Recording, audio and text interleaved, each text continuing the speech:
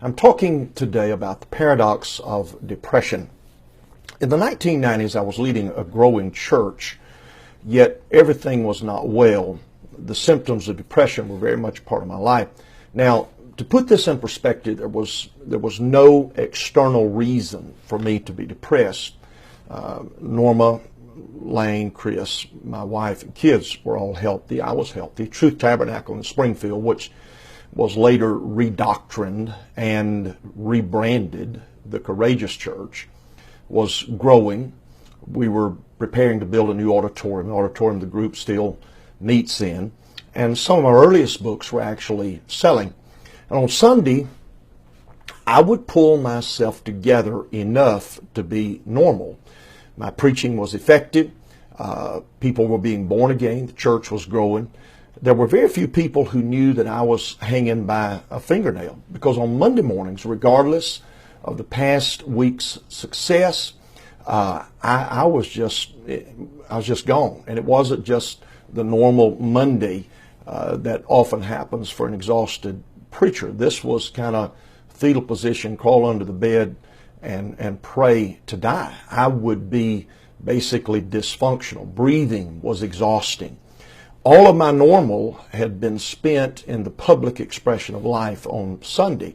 And then by Wednesday, when our midweek service happened, I'd be able to pull together enough normal to tackle life again. Now, I realize that there are people who will listen and indict all of that. But to do so is to ignore the reality of a weeping prophet in the Bible known as Jeremiah.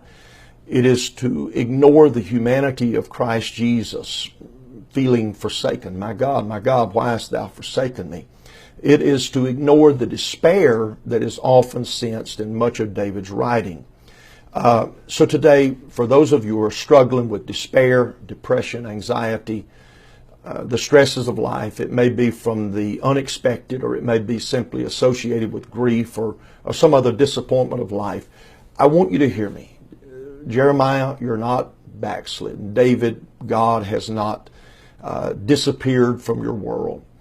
I read about Elijah, and there he is in 1 Kings 19. He's just had great success in dealing with the prophets of Baal, and Ahab and Jezebel are being put in perspective. And so all is well.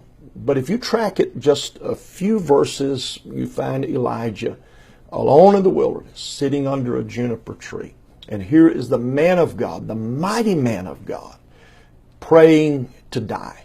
Now, it's interesting that God didn't answer that particular prayer, except with a no, I guess.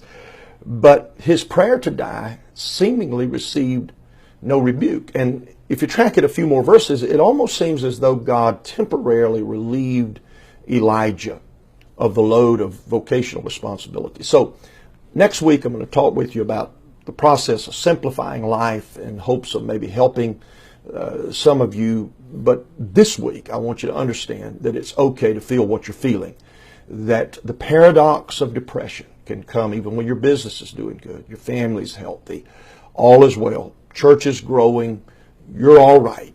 Well, guess what? With the grace of God and the faith of God, I've talked about in the last 2 weeks, it's going to be okay.